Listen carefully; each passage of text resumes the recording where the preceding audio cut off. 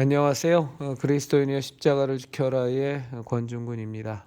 오늘 함께 나눌 말씀은 고린도후서 13장 13절의 말씀입니다. 예수 그리스도의 은혜와 하나님의 사랑과 성령의 교통하심이 너희 무리와 함께 있을지어다. 우리 형제자매님들에게 예수님의 평안이 함께 하시길 진심으로 바랍니다. 우리 형제자매님들과 또 그 가족분들에게 또 저와 또 저희 가족에게 진정한 하나님의 은혜가 온전히 임하기를 진심으로 바랍니다.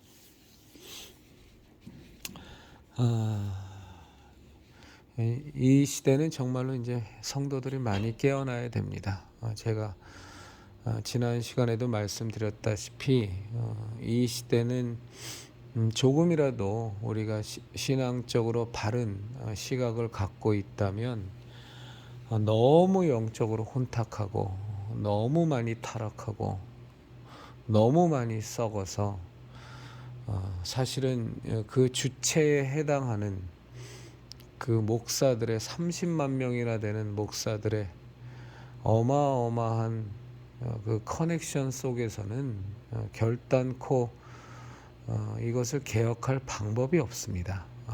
목사들은 그래서 못합니다. 그건 못하는 겁니다. 가끔 가다가 이렇게 몇몇 목사들이 단상에서 개신교계를 향해서 또 목사들을 향해서 또 잘못된 지금 신앙의 행태에 대해서 제법 날카로운 비판의 말도 하고 이렇게 고쳐야 된다. 이건 잘못된 것이 아니냐라는 나름의 대안도 말은 하지만 그 말은 옳은데 실제적으로 이 개신교계의 신앙을 개혁하기에는 부족함이 있는 정도가 아니라 아무 의미도 없습니다.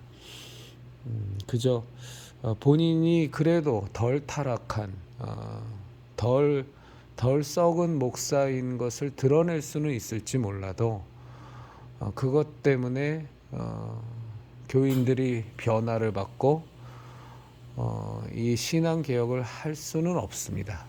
그 이유는 뭐 너무나 명확한데요.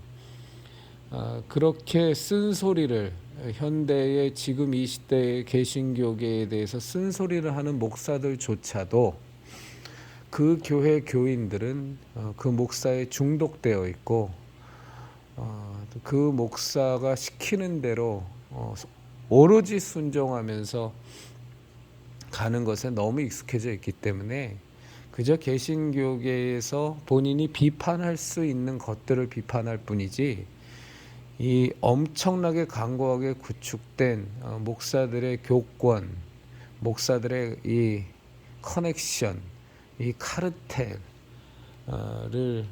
깨부술 의향도 없고 의도도 없고 그런 부분은 아예 건드리지를 않아서 뭐 기껏해야 헌금 봉투가 몇십 종류가 있다는 게 말이 되냐 뭐 이런 얘기. 11조를 꼭 교회에다가만 하지는 마라. 좀 어려운 교회도 여러분들이 좀 찾아서 도와줘라.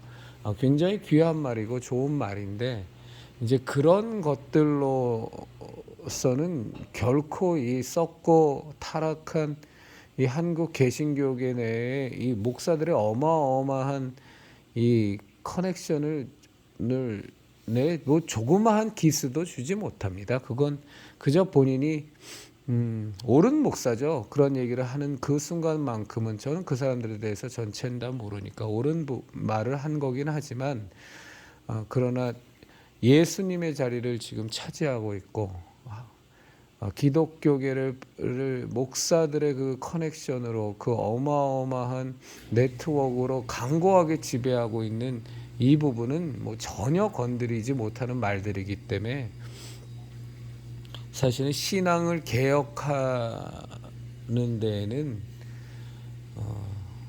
턱없이 부족한 정도가 아니라 아무 의미도 없습니다.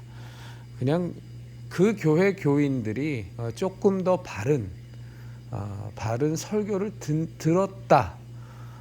그리고 그것을 삶에서 실천하는 성도들도 좀 생겼다. 뭐 이것에 불과한 것이지, 교인들을 근본적으로 성도가 되게 만들고 하나님 앞에 1대1로 단독자로 서서 정말로 하나님의 뜻을 직접 여쭙고 본인이 목사가 없이도 어떤 누구도 의지하지 않고 하나님 앞에서 장성한 어른으로서 이렇게 신앙을 유지해 나가고 발전시켜 나가고 예수님을 닮아가고 또 주변 사람들도 그렇게 인도하고 하는 데는 뭐 사실은 전혀 무관한 일일 수 있습니다. 그런 설교들이 잘못됐다고 말씀드리는 건 아닙니다. 옳은 설교는 옳은 거죠. 근데 다만 그것들이 이 시대에 썩고 타락하고 영적으로 너무나 혼탁하고 개신교 신앙, 예수교 신앙 자체가 근본적으로 무너지는 상황, 이 현실을 바꾼다라든가 그 주체인 목사들의 세계를 개혁한다라든가 이런 것에는 전혀 초점이 맞춰져 있지 않아서 하는 순간 제가 말씀드린 바와 같이 그냥 바로 이단으로 몰려서 교계에서 개밥의 도토리 신세가 내고 완전히 팽당해 버리기 때문에 결코 할 수가 없습니다. 제가 오늘부터 목사 중독에서 지금 계속해서 목사 중독에서 탈출하자라는 큰 제목을 갖고 말씀을 드리는데, 구체적으로 우리가 그럼 어떤 것들을 좀 해야 되느냐, 깨어있는 성도라면 구체적으로 우리가 삶에서 어떤 모습을 개혁해 나가고 어떤 모습을 실천해야 하는가에 대해서 좀 말씀을 드리도록 하겠습니다. 오늘 함께 나눈 말씀 고린도후서 13장 13절의 이 말씀이 우리 형제자매님들은 굉장히 귀에 익숙할 겁니다. 왜냐하면 지금 현재 교회당에서 예배당에서 드려지는 예배의 마지막 부분에 목사가 두 손을 들고 하는 축도에 해당되기 때문입니다.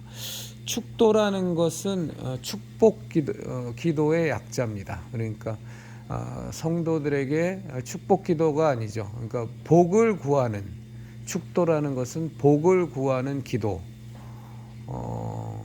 축복이라는 것 자체가 복을 구한다라는 뜻이어서 축도라는 것은 조금 말에 좀 어폐가 있습니다만 어쨌거나 성도들에게 하나님의 은혜와 복이 임하기를 원하는 그 기도를 하는 건데, 이 축도권이 지금 목사들에게 독점적으로 지금 다 빼앗겨 버린 상태입니다.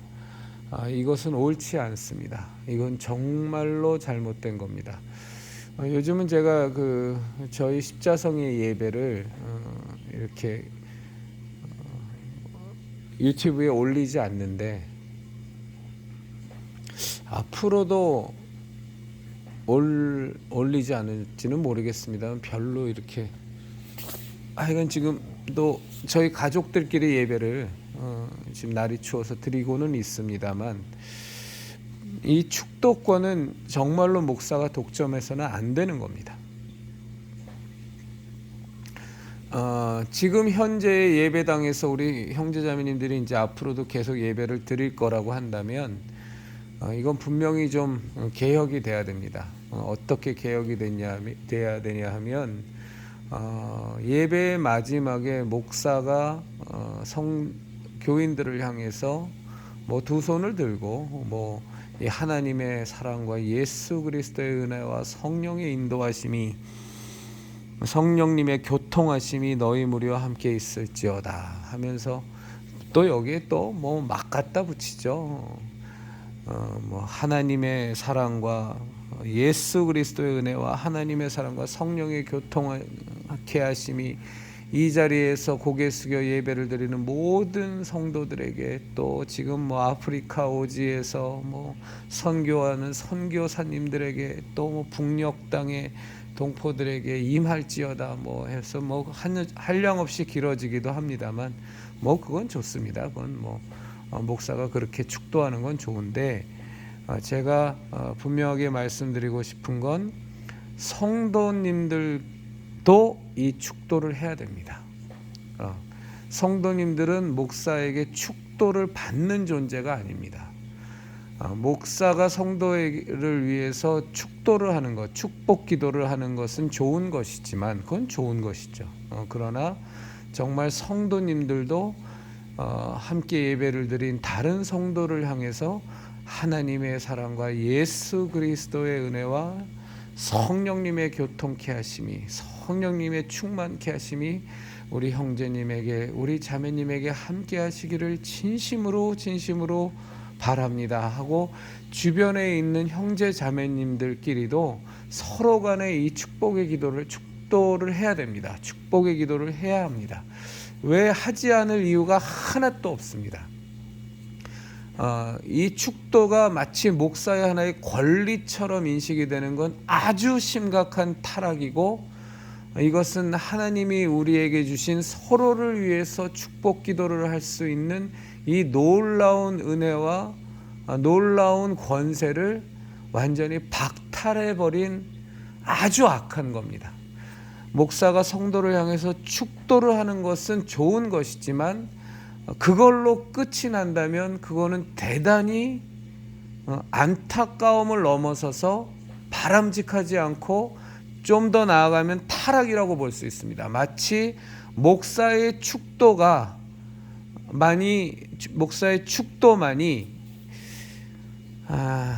참 이런 표현을 써야 되는지 모르겠습니다만, 목사의 축도만이 영험하고, 아주 안 좋은 표현이죠. 목사의 축도만이 의미가 있고로 바꾸겠습니다. 목사의 축도만이 의미가 있고, 성도들끼리, 형제자매들끼리 서로를 위해 축도하는 것은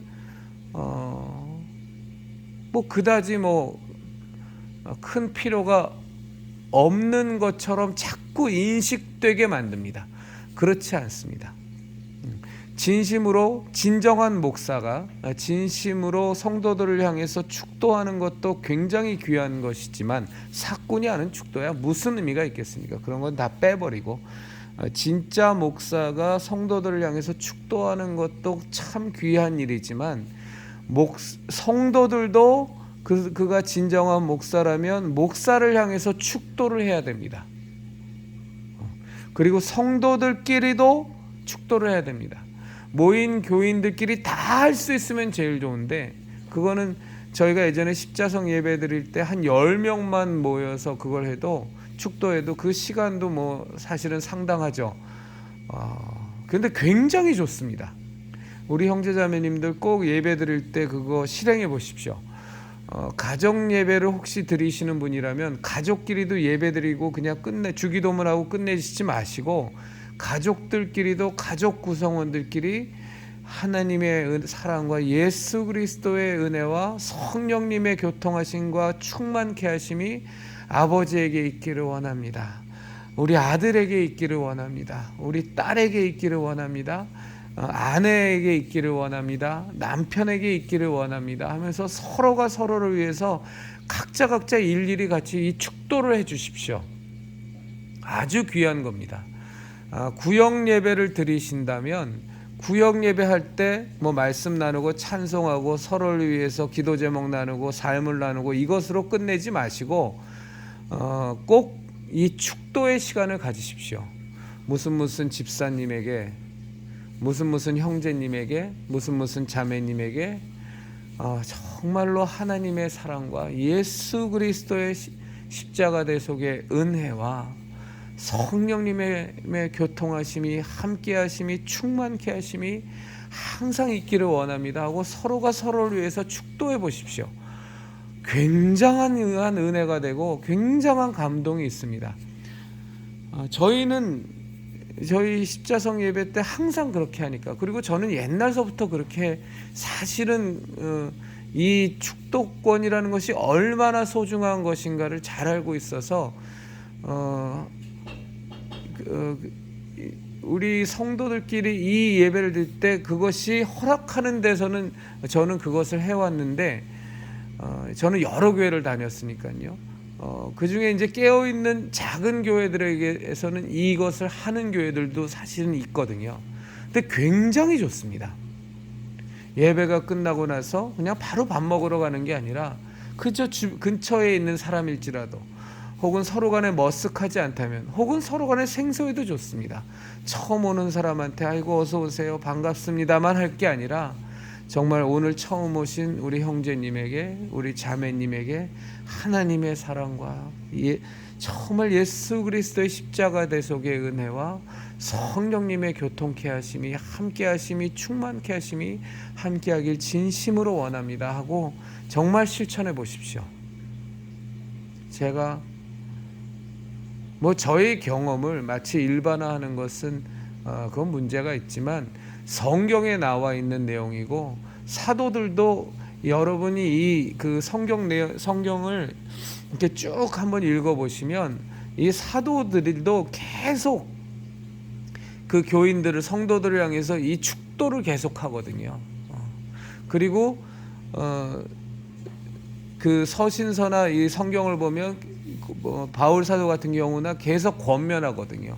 너희들이 서로 만났을 때 이렇게 해라. 서로가 권면하고 서로를 위해서 기도하고 서로 이게 다 축도에 해당되는 거거든요. 그래서 우리 형제 자매님들께서 절대로 이 축도권을 양보하지 마십시오. 이건 목사가 박탈해 가서 마치 이 축도권을 본인의 권위를 내세우기 위해서 목사만이 축도할 수 있는 것처럼 한다면 그건 심각한 타락이고요.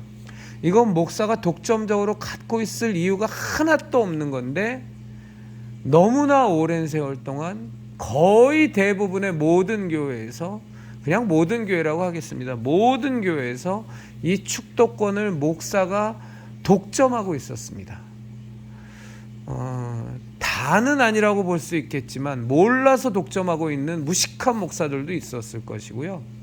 악한 목적으로 이 축도권을 마치 자기만이 소유하고 있는 하나의 권세처럼, 하나의 능력처럼 사용하기 위해서 교인들에게 위대해 보이고, 우리 목사는 우리를 위해서 축도를 해줄 수 있는 목사야 라는 것을 내세우기 위해서 하나의 권위를 보장받기 위한, 존경받기 위한 수단으로 목사가 독점하고 있는 경우도 많습니다.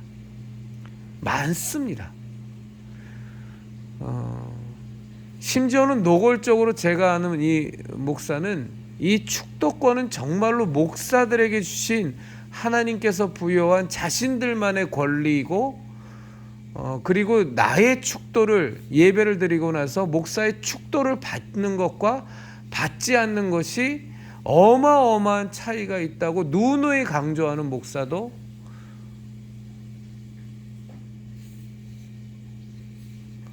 많이 봤습니다. 많이. 그리고 그런 교회를 제가 다녔던 교회 대부분이 사실은 다 그런 교회였죠. 그래서 이 축도권을 목사의 것으로만 독점하려는 경향이 너무 강한 게 아니라 그냥 여태까지 그래왔기 때문에 우리 형제자매님들 절대로 이 축도권을 포기하지 마십시오. 교회 내에서의 예배는 질서가 있어야 되기 때문에 어느 날 갑자기 예배 드리고 나서 뜬금없이 목사가 축도하고 났더니 제가 나누는 이 신앙적 생각에 공감하시는 분들이 막 돌아다니면서 축도하면 아마 치리받을 겁니다. 쫓겨날지도 모를 겁니다. 그러니까 그건 우리 형제자매님들이 알아서 하시는데, 큰 무리가 없는 선에서, 처음 시도하시는 분들은 큰 무리가 없는 선에서 좌우에 계신 분들이라든가 혹은 좀 친밀도가 있는 성도님들하고 같이 예배를 드린다면 목사의 축도가 끝나고 난 뒤에 개별적으로라도 한번 축도를 서로 간에 나눠보십시오. 그러면 제가 왜 이 축도를 절대로 목사에게 독점당하고 박탈당하면 안 되는지를 우리 형제자매님들이 피부로 느끼실 겁니다. 하나님이 굉장히 기뻐하십니다. 그게 그냥 온몸으로 느껴집니다. 예배 끝나고 나서 서로 간에 축도하는 시간을 가져보면 그 시간이 얼마나 아름다운지 모릅니다. 정말로 성령님께서 함께 하시는 게 너무나 느껴집니다. 하나님의 사랑과 예수 그리스도의 은혜와 정말 성령님의 교통케 하심이라는 게 피부로 막 와닿습니다. 그래서 꼭 한번 실천해 보시고요. 특히 구역 예배 같은 거를 드리시는 분이시라면 그 충분히 제한할 수 있지 않습니까? 구역장이시라면 뭐 과감하게 해보시면 좋고요. 그렇지 않고 구역원이시라면 그 구역 예배 드릴 때 구역장님 우리 정말 서로를 위해서 이제 예배 마쳤는데 우리 서로를 위해서 축복 기도해 주십시다 하고 정말 하나님의 사랑이 함께하기를, 예수 그리스도의 십자가 대속의 은혜가 함께하기를, 성령님의 교통케 하심과 충만케 하심이 함께하기를 위해서 서로 축복 기도해 보십시오. 그럼 얼마나 그 시간이 귀하고 아름다운지 우리 형제 자매님들이 온몸으로 깨닫고 느끼실 겁니다. 꼭 실천을 부탁드리겠습니다. 그리스도인이여 십자가를 지켜라의 형제 자매님들, 우리가 그리스도인으로서 하나님의 말씀, 하나님이 주신 말씀에 비추어 또 우리가 하나님 성령님께서 우리에게 깨닫게 해주시는 것들을 실제로 하나하나 실천해 나가야 됩니다. 그런데 굉장히 많이 귀하고 아름다운 것들을 우리 성도들이 목사들에게 빼앗겨 버린 것들이 적지 않습니다. 되찾아와야 됩니다. 절대로 목사에게 독점당하면 안 됩니다. 목사만이 이 귀한 은혜를, 이 하나님이 주신 이 귀한 것, 이 고귀한 가치들을 목사에게 독점당하면 안 됩니다. 우리 성도님들께서도 꼭 하나님이 허락하신 여러분들에게 부여하신 그 하나님의 사랑과 그 예수 그리스도의 십자가 대속의 은혜와 성령님의 교통하심 속에서 하나님이 우리에게 부여하신 이 축복 기도를 서로 나누는 이 축도권을 우리 형제 자매님들도 꼭 누리시기를 진심으로 바랍니다. 때가 악합니다. 저 사단이 얼마나 기승을 부리는지 정말로 요즘 저희 이 나라를 생각하면 제 마음이 많이 불편하고 많이 불안합니다. 우리 형제자매님들 이 나라를 위해서, 그리고 진정으로 우리 그리스도인들이 깨어서 빛과 소금의 역할을 온전히 담당하고 하나님께서 인도하시는 대로 그 뜻대로 순종하며 살아가는 진정한 성도들이 이 땅에 많이 나올 수 있도록 함께 기도해 주시면 감사하겠습니다.